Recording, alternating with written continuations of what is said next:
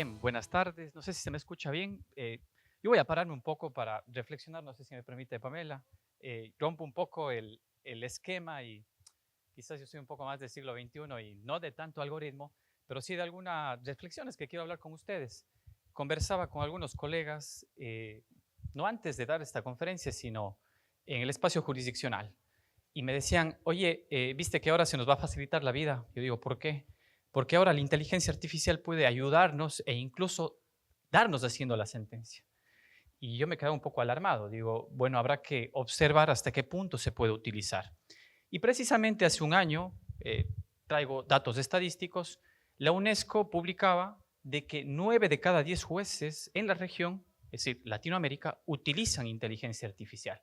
Habrá que precisar esa utilización en qué momento se da, si se da en la motivación o se da en la valoración de la prueba. Y sigo con las malas noticias. 9 de, 10, 9 de cada 10 jueces utilizan. Y aquí viene un dato bien alarmante. El 91% de los jueces que utilizan no reciben capacitación sobre la inteligencia artificial. Es decir, hemos mutado programas de inteligencia artificial y hemos trasladado al seno jurisdiccional, al Estado, para tomar decisiones. Esa es un poco la mala noticia, pero siempre hay buenas noticias al lado de las malas. Y algunos casos, entonces, miren ustedes cómo los seres humanos nos parecemos mucho. Entonces, en Estados Unidos también dijeron algunos abogados, vamos a ver cómo se solucionan nuestras vidas. Y le pidieron a la inteligencia artificial que le ayude a realizar algunos modelos de demandas. ¿Qué pasó en Estados Unidos? Escuchaba en otro panel, que también va a ser parte de este, la inteligencia artificial que se inventa los datos, es decir, las alucinaciones. ¿Por qué? Porque no tiene datos y recibe y los crea automáticamente. Eso pasó en Estados Unidos, eso pasó en Brasil, eso pasó también en Sudáfrica, que son casos paradigmáticos. Y bueno, voy a ver si sigo con las malas noticias o con las buenas. Y frente a ahí hay algunos riesgos que enfrentamos como sociedad al mal uso de la inteligencia artificial. Yo estoy arrancando con el mal uso. Estas prácticas que en cierta medida deslegitiman estas buenas herramientas, pero también ponen en riesgo en gran medida a la administración de justicia y a la confianza ciudadana.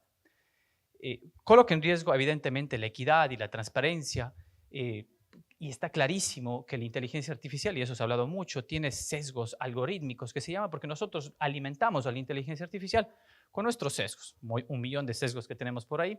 Y bien, lo indescifrable hasta el día de hoy, si no es gracias a la sentencia de la Corte Constitucional de Colombia, que nos ha ayudado mucho a transparentar o por lo menos establecer algunas directrices, es esta famosa caja negra. ¿Cómo piensa la inteligencia artificial y cómo produce esa información? Desconocido hace poco. Y la Corte Constitucional colombiana nos ha ayudado. Bien, de igual forma, ¿cuál es otro de los problemas de ese control del razonamiento? Que le entregamos a la inteligencia artificial esa posibilidad de que nos dé razonando y pensando a nosotros.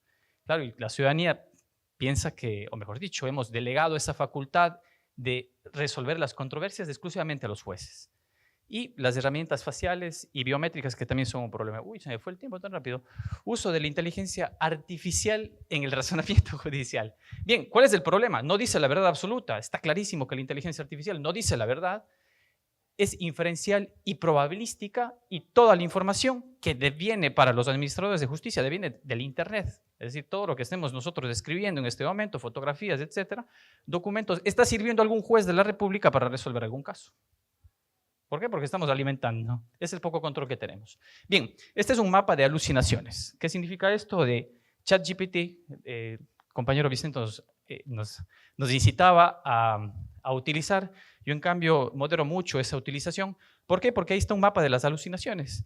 El primer esquema, OpenAI 0.3, alucinaba el 80.3%. Y la gente se creía. Imagínense los jueces también, que son seres humanos, cómo se están creyendo y cómo están resolviendo las causas. Bien, la ventaja es que el ChatGPT 4.5 alucina menos, 30%. Pero igual alucina, ¿no? Probablemente las sentencias que están ustedes leyendo y fueron utilizadas por inteligencia artificial tienen algo de alucinamiento.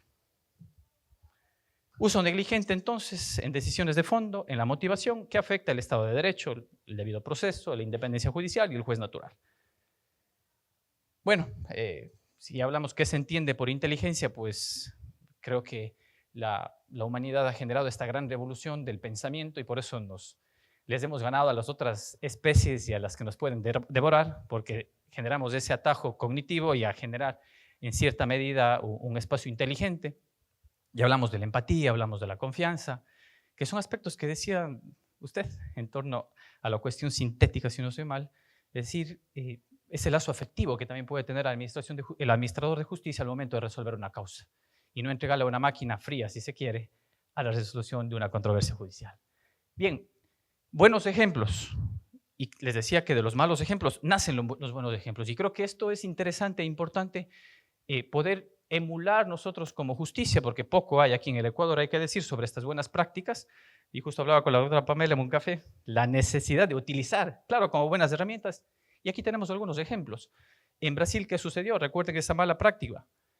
Y usted me desmentirá, señor panelista que está conmigo, una herramienta del Tribunal Supremo de Brasil implementó la herramienta llamada Víctor, es decir, un sistema que procesa miles de apelaciones presentadas ante un tribunal para ver si es que supera la fase de admisión. Puede también ser un filtro interesante para evitar la corrupción, que probablemente se escucha en los altos tribunales de algunos países que sucede. El Tribunal Supremo de la India desplegó SUBAS, un programa informático utilizado para traducir miles de documentos al inglés. Capaz podemos también ya prescindir de los traductores en algún momento, si es que la inteligencia artificial nos puede ayudar con aspectos netamente auxiliares, no en aspectos que puedan reemplazar al ejercicio de un juez. La Unión Europea ha hecho lo mismo. De igual forma, Sudáfrica y Zimbabue, los bufetes de abogado, adoptaron herramientas para la elaboración de demandas y revisión y gestión de contratos. Esos son los buenos ejemplos del uso de la inteligencia artificial como herramienta para la administración de justicia. Bien, prácticamente estas ideas no son mías, son traídas de la 067 de la Corte Constitucional del año 2025, que es una sentencia nueva y que nos dice cómo funciona. Debemos saber los operadores de justicia cómo funciona la inteligencia artificial, cómo se recopila y cómo se usa. 2, esto es muy importante, no utilizar chatbots gratuitos al momento de solicitar cierta información. Los problemas de los chatbots gratuitos generalmente generan muchas alucinaciones. Estar pendientes de las actualizaciones, de igual forma, yo he visto esto en realidad en las prácticas, se suben todos los documentos judiciales a la inteligencia artificial con fotos, número de cédula, nombres, aspectos de niños. Es decir, datos sensibles no se está tomando en cuenta. Y esos son datos personales estrictamente protegidos. Es por eso que hay que tener el buen uso seguro y ético, ¿no? Atrás de aquello hay una responsabilidad estrictamente humana y hay que transparentar el origen. Vi una sentencia interesante y precisamente es la sentencia primera de la inteligencia artificial en Colombia y el juez ponente de la Corte Constitucional colombiana, me corregirán, dijo, esta sentencia fue escrita con inteligencia artificial. Fue honesto, probablemente le podemos reprochar a ese juez. Y esto es lo importante de esta sentencia, porque él citó el nombre de la herramienta utilizada. Dijo, yo utilicé inteligencia artificial. 2, ¿en qué fecha utilicé? Como citando, ¿no? Como estuviera citando a algún autor o tratadista. Leer y aceptar los términos y entre comillas dijo, esta parte, entre comillas, fue citada o fue obtenida por la inteligencia artificial. Me parece revolucionario. ¿Por qué? Porque en cierta medida es información que no le pertenece. Si es parte de nuestra vida, debemos citarla. Yo termino y me queda un minuto para esto. Sí. No sé si habrán escuchado la Declaración de Valencia con los neuroderechos. Creo que vivimos un auge de la automatización de la vida, ¿no es cierto? Y en Londres hizo un estudio interesante. Taxistas en Londres, quienes habrán visitado esa gran ciudad, mega ciudad, se dieron cuenta que estos taxistas tienen una cuestión particular y es precisamente en su memoria. Y su memoria, ahí se le escribe un libro, el libro de la memoria, es totalmente complicado si tú no tienes un GPS e irte a Londres y no perderte. Los taxistas no se pierden. Los taxistas de Londres no se pierden. ¿Y qué pasó con esto? Pues nada más y nada menos que no utilizaban ningún tipo de tecnología. ¿Por qué? Observaban el color de las calles, observaban ciertas particularidades de los edificios, estaban totalmente en su memoria. ¿Qué pasó? Este experimento fue en el año 2019 y luego el año 2024 realizaron otro experimento en otra parte del mundo y se dieron cuenta que los cerebros de los taxistas de Londres eran más grandes. ¿Por qué? Porque utilizaban su capacidad mental al máximo y todo el tiempo se estaban expandiendo, observando. viendo, experimentando. La labor de un juez también es esa. Frente a otros taxistas que estaban utilizando GPS, probablemente en Nueva York, sus cerebros totalmente disminuidos. Frente a ello, la apuesta de los neuroderechos. Es decir, proteger ese aumento mental, la protección cognitiva, y precisamente también eso es un llamado de atención a los operadores jurídicos. No delegar todo a la inteligencia artificial, sino que sea una herramienta para evitar precisamente disminuir nuestro cerebro, sino todos los días tengamos ese cerebro como los taxistas de la Muchas gracias.